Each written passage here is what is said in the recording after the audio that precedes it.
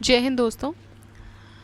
तो आज जिस मुग़ल एम्परर की बात हम करेंगे वो है शाहजहाँ। जहांगीर तक हमने कंप्लीट कर लिया है। So today we will deal with Shah Jahan. Shah Jahan का जो when he was a prince, तो जो जिस नाम से वो फेमस थे वो था खुर्रम।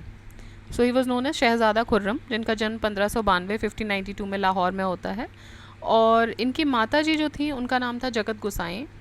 एंड ये मारवाड़ के राजा उदय सिंह की बेटी थी।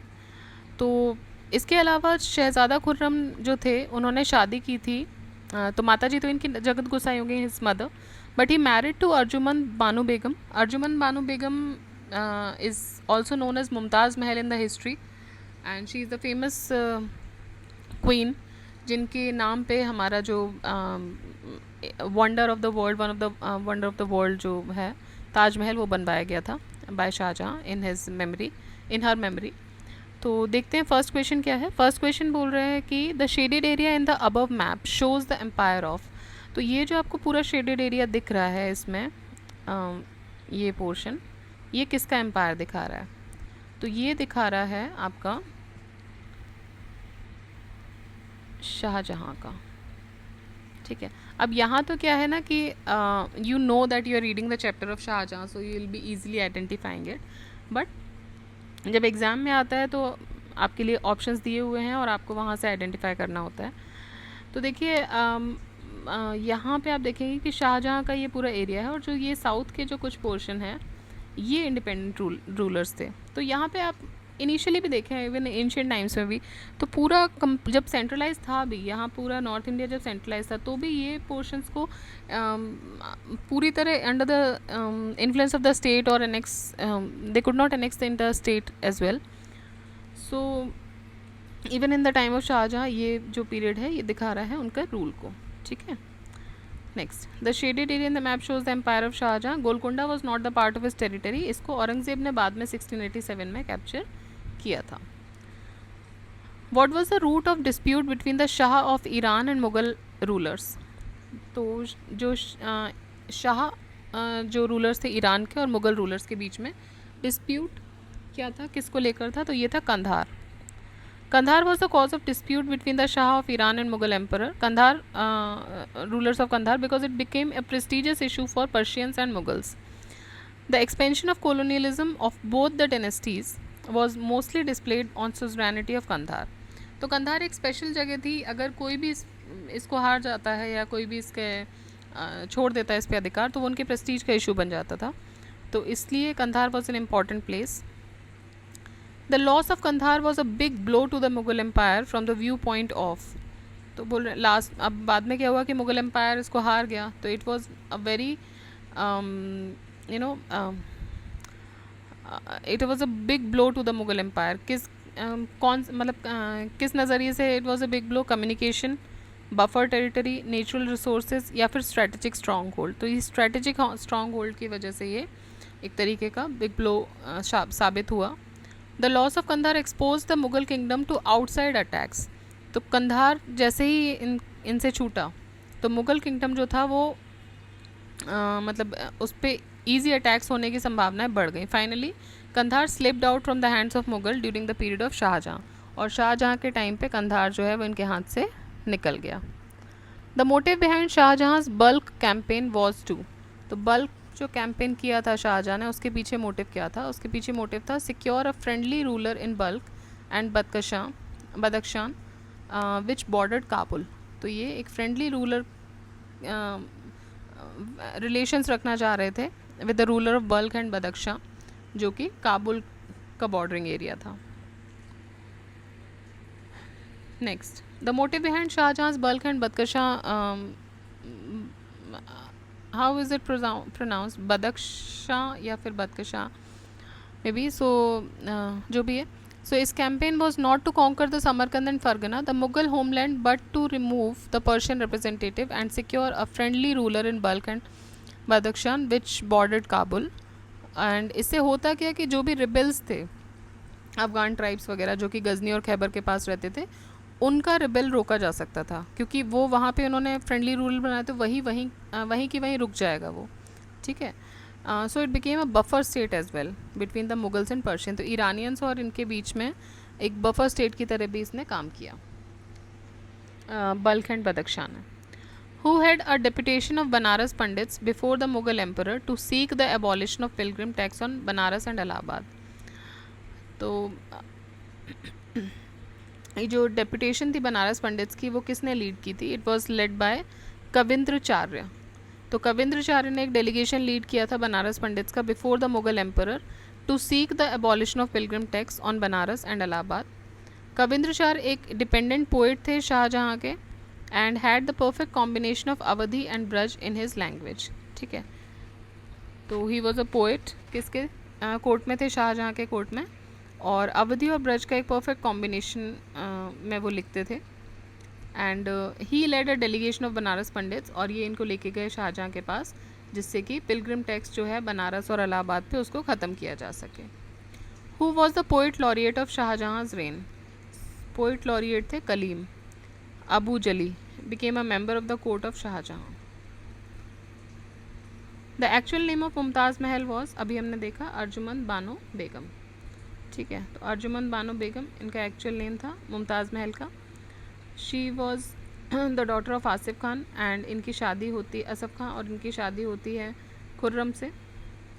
एंड बाद में अर्जुमंद बानो बेगम जो हैं उनको मुमताज़ महल के नाम से भी जाना जाने लगा. The coordination of Hindu and Iranian architecture देखा जा सकता है कहाँ पर? तो हिंदू और ईरानियन आर्किटेक्चर का कोऑर्डिनेशन ताजमहल में देखा जा सकता है. Shahjahan had gathered engineers and architects from India, Persia, Middle Asia for the construction of Taj Mahal, which is the best example of a balanced combination of Indian, Persian and Middle Asian architecture. Which of the following among Mughal emperor constructed Jama Masjid of Delhi? तो दिल्ली की जो जामा मस्जिद है वो किसने बनवाई थी? शाहजहाँ ने बनवाई थी. Jama Masjid of Delhi was built up by Shah Jahan. He left behind a great legacy of structures constructed during his reign. तो एक ताजमहल हो गया, एक दिल्ली की जामा मस्जिद हो गई. बाकी क्या है? दीवान आम, दीवान खास, शीश महल, मोती मस्जिद, खास महल, मुसम्मन बुर्ज, नगीना मस्जिद, जामा मस्जिद, ताज महल और रेड फोर्ट. तो जो रेड फोर्ट है वो भी शाहजहाँ ने ही बनवाया था. Again same question, who built the famous Jama Masjid of Delhi? So it is Shahjahan. Who among the following shifted the capital of empire from Agra to Delhi? ये भी शाहजहाँ थे. जहांगीर के टाइम तक जो रूल किया गया वो आगरा से किया गया. उसके बाद आगरा से दिल्ली शिफ्ट किया गया कैपिटल शाहजहाँ के टाइम पे. कब किया गया? 1638 में. ठीक, next match list 1 with list 2. तो मॉन्यूमेंट्स और उनके बिल्डर्स. अलाई दरवाज़ा, तो अलाई दरवाज़ा अलाउद्दीन खिलजी ने बनवाया था. बुलंद दरवाज़ा फतेहपुर सीकरी की 90% जो कंस्ट्रक्शंस हैं वो अकबर के द्वारा की गई हैं. मोती मस्जिद आगरा और मोती मस्जिद दिल्ली. तो देखिए मोती मस्जिद आगरा वाली शाहजहाँ ने ही बनवाई थी और मोती मस्जिद दिल्ली वाली औरंगज़ेब ने ही बनवाई थी. तो आंसर इसका हो जाएगा 1 2 3 4. ठीक. Who made the red fort in Delhi? तो शाहजहाँ ने बनवाया था. यहाँ पे जो लाल किला है, he transferred his capital from Agra to Delhi and laid the foundation of Shahjahanabad on his name. And red fort built in 1648 एक इम्पॉर्टेंट मॉन्यूमेंट है शाहजहाँ का. एक इरेगुलर ऑक्टागन है with 2 sides on the west and east and with 2 main gates, one on the west and other on the south, called Lahori and Delhi gates respectively. ठीक है, तो एक west side पे है उसको लाहौरी बोलते हैं और एक साउथ में है वो दिल्ली गेट बोला जाता है. And it was build by Shah Jahan. Who among the following deserves the credit for construction of Lal Qila? That is again the red fort. तो ये जाता है शाहजहाँ को. Upanishads were translated into Persian during the reign of. तो उपनिषद्स को ट्रांसलेट किया गया पर्शियन में लैंग्वेज में. किसके टाइम पे? तो शाहजहाँ के टाइम पे किया गया उपनिषद्स को. By his son Dara Shikoh. और इसको उपनिषद का जो नाम दिया था उन्होंने वो क्या दिया था? सिर अकबर.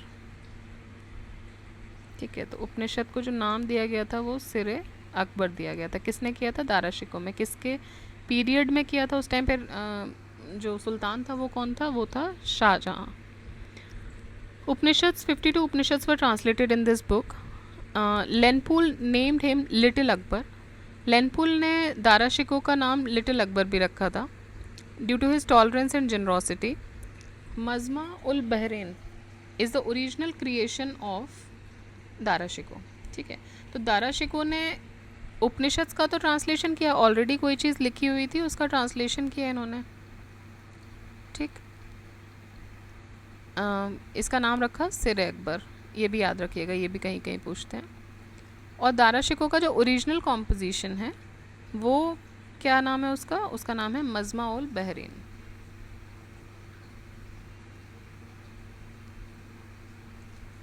तो ये किसने लिखा है?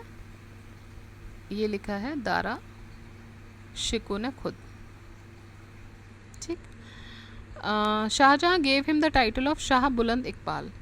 और शाहजहां ने दारा शिकोह को क्या नाम दिया था? शाह बुलंद इकबाल का।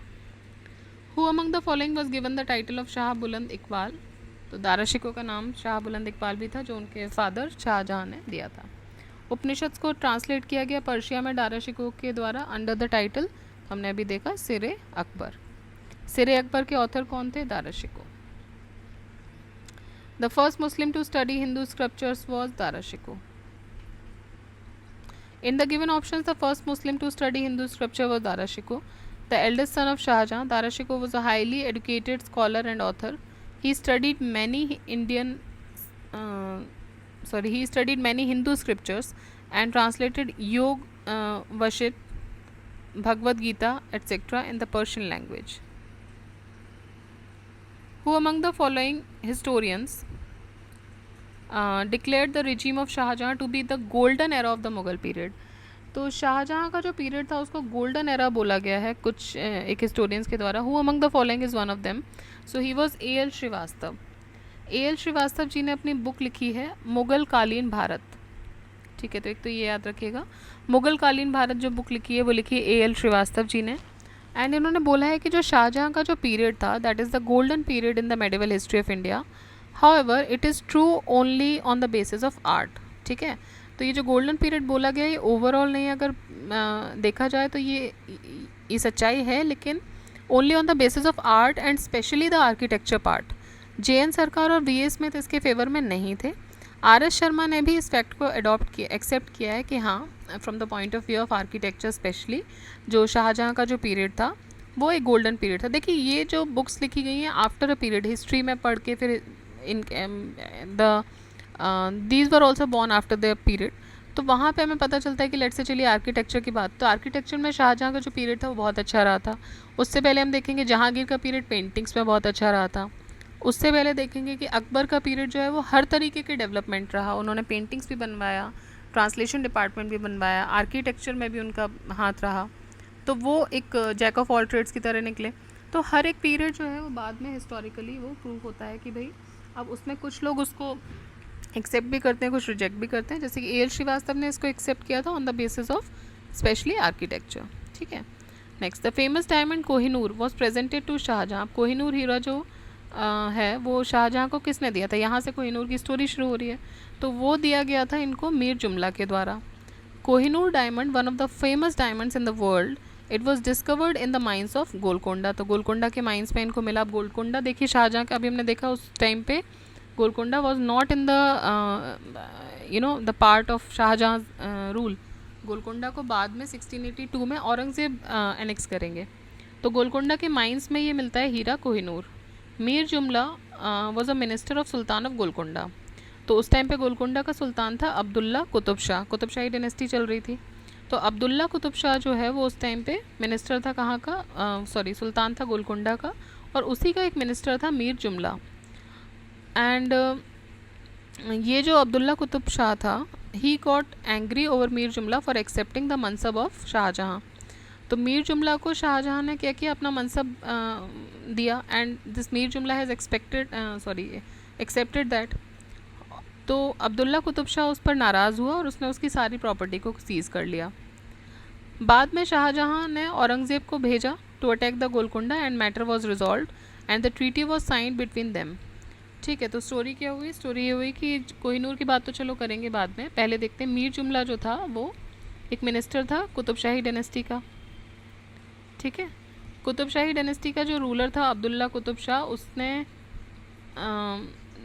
इस पर नाराज़गी दिखाई मीर जुमला पे और इसकी सारी प्रॉपर्टी हड़प ली। क्यों?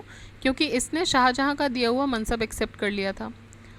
बाद में शाहजहाँ ने औरंगज़ेब को भेजा गोलकुंडा पे अटैक करने के लिए और मैटर रिजॉल्व हो गया and treaty was sign between them. Later Mir Jumla was called back to Agra. बाद में मीर जुमला को आगरा बुला लिया गया and given him the title of Muazzam Khan. तो फिर मीर जुमला को इन्होंने बुलाया आगरा और इसको टाइटल दे दिया मुअज़्ज़म खां का। मीर जुमला जो पर्शियन नोबल था, the Persian noble and a reputated diamond dealer also, ये फिर शाहजहाँ के कोर्ट में गया और वहाँ पे जाके इसने कोहिनूर हीरा शाहजहाँ को दिया। ठीक है, तो कोहिनूर हीरे की स्टोरी कहाँ अभी भी सॉल्व नहीं हुई है, अभी भी ब्रिटेन में है वो हीरा। तो ये शुरू होता है गोलकुंडा के माइन से। गोलकुंडा की सॉरी गोलकुंडा में कुतुब शाही डायनेस्टी चल रही थी, वहाँ का एक मिनिस्टर था मीर जुमला। मीर जुमला ने इनके मनसब एक्सेप्ट किए, इसकी वजह से उनका राजा उनसे नाराज़ हुआ। नाराज़गी की वजह से सारी प्रॉपर्टी सीज़ कर ली गई। फिर मीर जुमला को यहाँ बुला लेते हैं शाहजहाँ अपने रेन में आगरा में और यहाँ पर उनसे वो इनको टाइटल दिया जाता है मुअज़्ज़म खां का। तो ये जो मुअज़्ज़म खां अब बन गया, इसने ये जो पर्शियन नोबल था और एक रेप्यूटेड डायमंड डीलर भी था और यहाँ से इसको प्रॉपर इज्जत मिली और अपने राजा की तरफ से कुछ नाराज़गी देखने को मिली। सो ही एक्सेप्टेड दिस मनसब और बाद में ये इनके कोर्ट में विज़िट करता है और कोर्ट में विज़िट करने में तोहफे देने के तौर पे ये जो कोहिनूर हीरा होता है वो मुग़ल एम्परर को पेश करता है।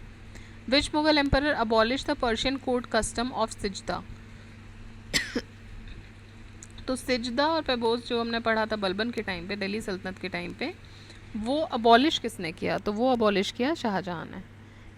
who abolished the Persian court custom of Sajda, which was begun by Balban. Who among the following was the governor of Deccan for the major part of Shahjahan's reign? तो दक्कन का गवर्नर कौन रहा? He was Aurangzeb. ठीक है, तो औरंगज़ेब जो है वो दक्कन का गवर्नर रहा, इसीलिए उसे दक्कन के बारे में कुछ कुछ चीज़ों का भी बेटर पता था बाकियों से। And he became the governor of Deccan during 1636 to 44, the reign of Shahjahan, in the reign of Shahjahan, and he was reappointed at this office in 1652. ठीक है, तो ये आपका ख़त्म होता है the questions related to Shahjahan. अब नेक्स्ट वीडियो हम कंप्लीट करेंगे औरंगज़ेब के साथ। औरंगज़ेब में कितने क्वेश्चंस हैं? ओके, औरंगज़ेब में भी 25 ही हैं। तो नेक्स्ट वीडियो जो अब हम करेंगे वो हम औरंगज़ेब का करेंगे। ठीक है, और इसी के साथ जो important rulers of the Mughal dynasty है उनकी क्रोनोलॉजी ख़त्म होगी and then we'll start with the administration part. तो तब तक आप इसको रिवाइज़ करते रहिए। Keep reading, keep listening.